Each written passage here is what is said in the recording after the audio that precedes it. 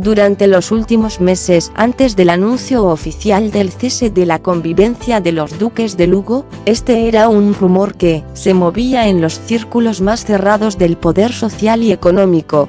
En Zarzuela se sabía que esta información se encontraba en la agenda informativa de varios directores de medios y periodistas influyentes.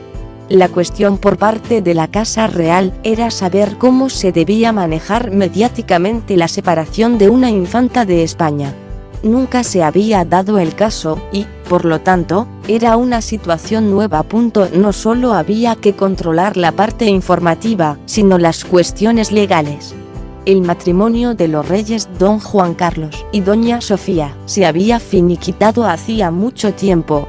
Lo único que quedaba era un acuerdo institucional, pero era un asunto que controlaban en palacio. No así los desencuentros de los duques. Los íntimos de la infanta Elena, como Carlos García Revenga, secretario y hombre fiel, más su hermana, Cristina, sabían que la situación era complicada. El tiempo no facilitaba las cosas. A Jaime de Marichalar, sin recuperarse totalmente del ictus, le había cambiado el carácter y eso afectó profundamente la relación conyugal. El duque era consciente de las presiones externas que podían suceder si por fin se hacía efectiva la separación. En la familia directa había dos posturas y ambas encontradas. Por un lado, doña Sofía, que pedía a su hija que aguantara como había hecho ella. Por otro, el rey, los duques de Palma, las primas queridas como María Zurita y las Borbón dos Sicilias, que apoyaban cualquier decisión que tomara la infanta Elena, quien tampoco estaba muy segura de que era lo mejor para la institución que representaba el apellido Borbón.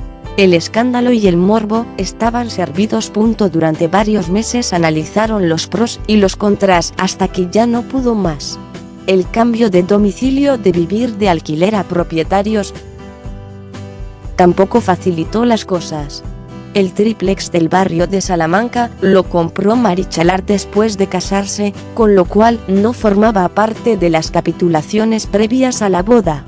El duque se implicó tanto en la decoración de la casa en colaboración con Jaime March, amigo de la pareja, que lo demás era secundario. Distribuyeron los regalos de boda que, por cierto, doña Elena no se llevó cuando se anunció el cese temporal de la pareja. Se fue con lo puesto. Tiempo después, cuando llegó el divorcio, esos objetos se dividieron en una liquidación que favoreció a doña Elena. Marichalar no quiso más problemas que los justos y una vez que dejó de formar parte de la familia real, tampoco hubo apoyo para él. Una situación muy parecida a la que vivió Isabel Sartorius cuando dejó de ser la novia del príncipe. Jaime lo sufrió tanto en el tema laboral como el afectivo. En el primer apartado, desaparecieron la mayoría de los consejos de administración, y en el referido al afectivo, hubo mucha gente que dejó de tratarlo porque ya no era titular. Decían que por si acaso se enfadaban en Zarzuela. Una semana antes del comunicado del cese temporal, que fue el 13 de noviembre del 2007, la infanta Elena ya se había marchado del domicilio conyugal con sus hijos. Una salida apresurada que tuvo como destino el Palacio de la Zarzuela. Allí la esperaba doña Sofía, que ya era conocedora de que la vuelta atrás en el matrimonio de su hija era imposible. Según los íntimos, lo había intentado todo, pero la realidad era otra. Tanto desencuentro y malos modos no eran buenos para los hijos, que eran testigos del mal rollo que había entre sus padres. La infanta Elena y Marichalar, 10 años después de su cese temporal de la convivencia en Tiburcio, este lunes se cumplen 10 años desde que la Casa Real anunció vía comunicado oficial el cese temporal de la convivencia matrimonial de la infanta Elena. El 10 de noviembre, la reina cancelaba el viaje oficial a la 17 Cumbre Iberoamericana de Jefes de Estado, que aún se recuerda como la más mediática de todas ellas.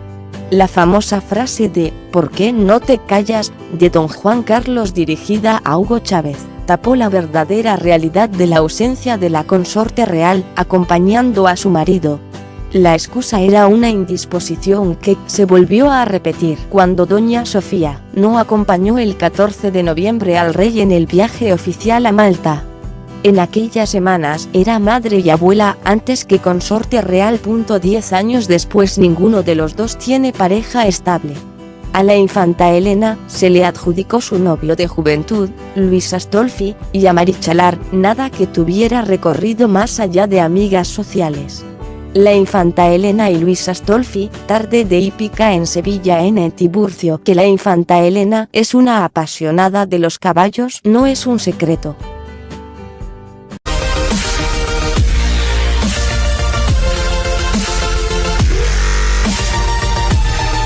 Hubo mucha gente que dejó de tratarlo porque ya no era titular. Decían que por si acaso se enfadaban en Zarzuela. Una semana antes del comunicado del cese temporal, que fue el 13 de noviembre del 2007, la infanta Elena ya se había marchado del domicilio conyugal con sus hijos. Una salida apresurada que tuvo como destino el Palacio de la Zarzuela. Allí la esperaba doña Sofía, que ya era conocedora de que la vuelta atrás en el matrimonio de su hija era imposible. Según los íntimos, lo había intentado todo, pero la realidad era otra. Tanto desencuentro y malos modos no eran buenos para los hijos, que eran testigos del mal rollo que había entre sus padres. La infanta Elena y Marichalar, 10 años después de su cese temporal de la convivencia, Sofía, que pedía a su hija que aguantara como había hecho ella. Por otro, el rey, los duques de Palma, las primas queridas como María Zurita y las Borbón dos Sicilias, que apoyaban cualquier decisión que tomara la infanta Elena, quien tampoco estaba muy segura de que era lo mejor para la institución que representaba el apellido Borbón. El escándalo y el morbo estaban servidos. Durante varios meses analizaron los pros y los contras hasta que ya no pudo más. El cambio de domicilio de vivir de alquiler a propietarios tampoco facilitó las cosas. El triplex del barrio de Salamanca lo compró Marichalar después de casarse, con lo cual no formaba parte de las capitulaciones previas a la boda. El duque se implicó tanto en la decoración de la casa en colaboración con Jaime March, amigo de la pareja, que lo demás era secundario. Distribuyeron los regalos de boda que, por cierto, doña Elena no se llevó cuando se anunció el cese temporal de la pareja. Se fue con lo puesto. Tiempo después, cuando llegó el divorcio, esos objetos se dividieron en una liquidación que favoreció a doña Elena. Marichalar no quiso más problemas que los justos y una vez que dejó de formar parte de la familia real, tampoco hubo apoyo para él. Una situación muy parecida a la que vivió Isabel Sartorius cuando dejó de ser la novia del príncipe. Jaime lo sufrió tanto en el tema laboral como el afectivo. En el primer apartado, desaparecieron la mayoría de los consejos de administración, y en el referido al afectivo, don Juan Carlos y doña Sofía se había finiquitado hacía mucho tiempo. Lo único que quedaba era un acuerdo institucional, pero era un asunto que controlaban en palacio. No así los desencuentros de los duques. Los íntimos de la infanta Elena, como Carlos García Revenga, secretario y hombre fiel, más su hermana, Cristina, sabían que la situación era complicada. El tiempo no facilitaba las cosas. A Jaime de Marichalar, sin recuperarse totalmente del ictus, le había cambiado el carácter y eso afectó profundamente la relación conyugal. El duque era consciente de las presiones externas que podían suceder si por fin se hacía efectiva la separación. En la familia directa había dos posturas y ambas encontradas. Por un lado, doña